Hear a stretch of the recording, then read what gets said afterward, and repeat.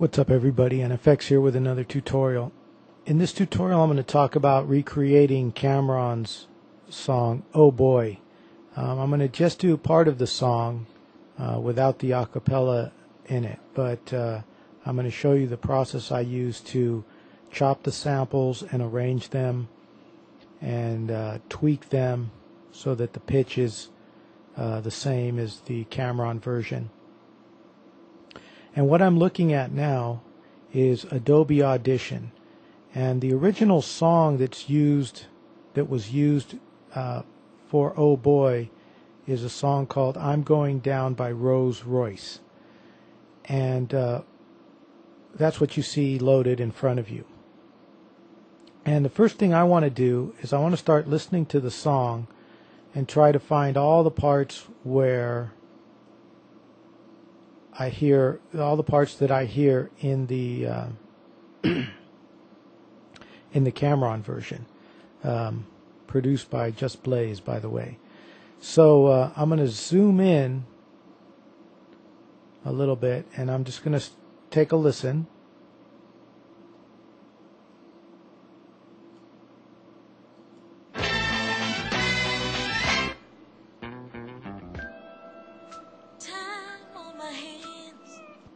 Okay, and then right away I can hear that the intro to this song is just like the intro to the Cameron version. So I'm going to zoom in, and you can see I'm looking at the first couple of beats of the song.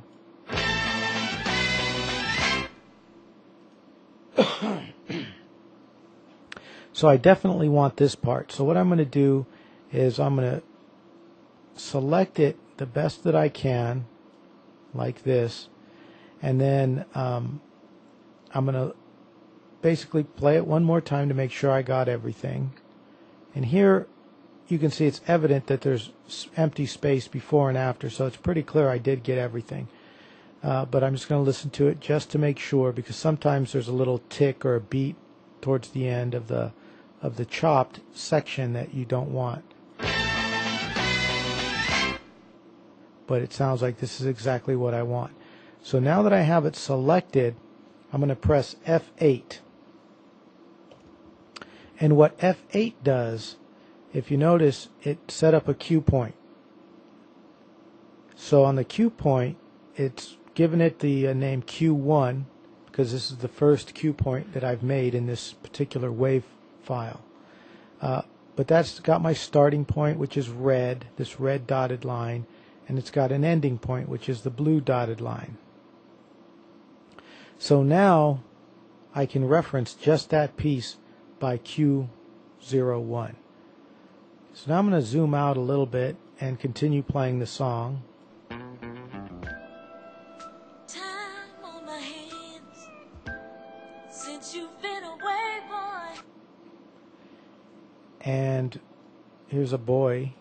And in the Cameron version, it's Oh Boy, so I'm going to, again, highlight around that area. And I usually try to get a little bit more than I need, so I'll go a little bit before and a little bit after.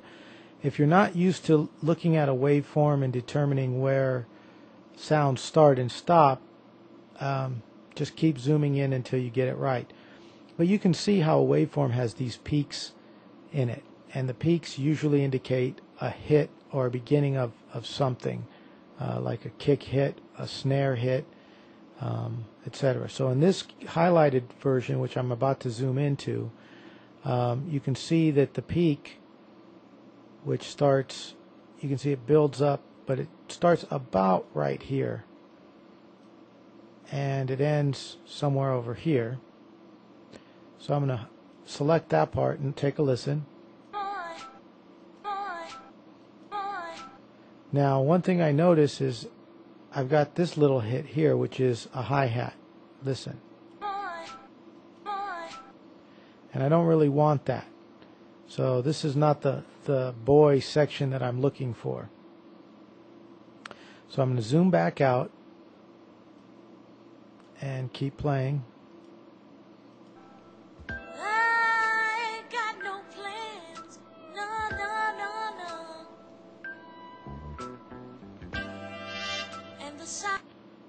Well, hold hold on a second. These horns sounded like a part I need.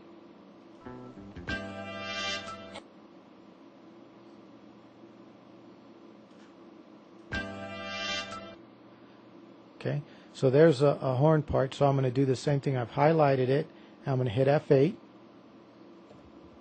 and it's going to set up a cue point for me.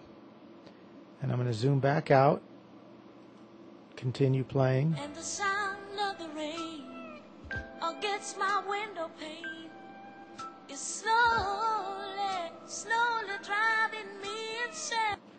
Okay, and then I think this is another part that I might want right here. Nope. Nope, not it. Because her voice is in there, and I don't want that. So I'm going to let it keep playing. It's slowly, slowly driving me insane. Boy. Oh, now that sounds like that's it. That's the boy part that I'm looking for. So let's highlight that. We zoomed in. We're going to highlight it. Play it again. Boy. Boy. And that's definitely it. And then I'm going to hit F8. And by the way, I know pretty much the sounds I'm looking for in this song because someone's already, done the hard work of finding everything as far as creating it. Just Blaze created it, so he obviously had to go through. But if I was doing a different song and doing my own song, not trying to replicate something, I would do the same thing. I'd listen to the song. When I heard a little piece that caught my ear, I'd just go in and make a cue point for it. Anyway, so I'm going to continue doing this until I find what I believe to be all the parts I'm going to need. So now that I've got a few cue points in here, let's pretend like I found all the parts I need, because I'm going to take care of that later. But let's assume that I have all the parts I need. So now what I'm going to do is I'm going to view the cue list by pressing Alt F8. And what happens is the cue list pops up, and you can see there's my Q1, Q2, and Q3. And it has my begin time, which is relative to the beginning of the complete song, my end time, which again is relative to the complete song, and then the length of that particular cue. So there's Q1, Q2, Q3.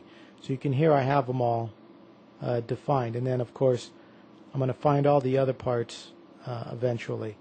But what I want to show you is how you would export all these. So assume that I've got like 20 cue points in this song.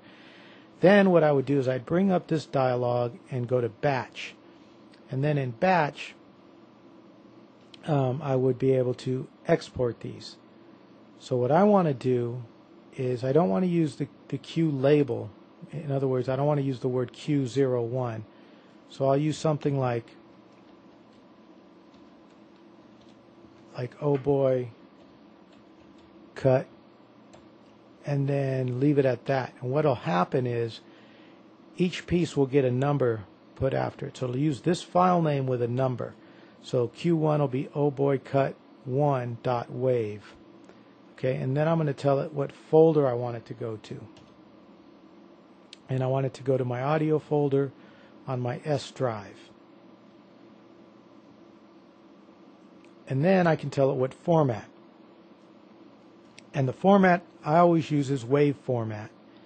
And the reason is, if you use a format like MP3, the encoding of the MP3 will add a little bit of data to the wave file. So if you cut a loop in here and it's exactly correct, so that when it plays in loops, you don't hear a gap or it's perfectly in time.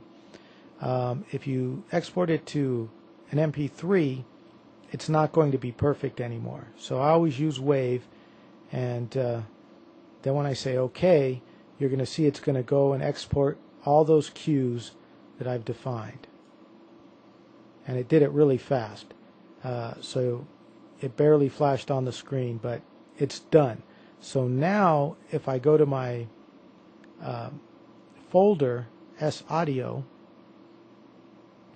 I'm going to see all those WAV files there, and then I can use them in FL Studio. And so while I continue to cut and make and look for all the parts I need, I'm going to cut the video here, and I'll see you in FL Studio.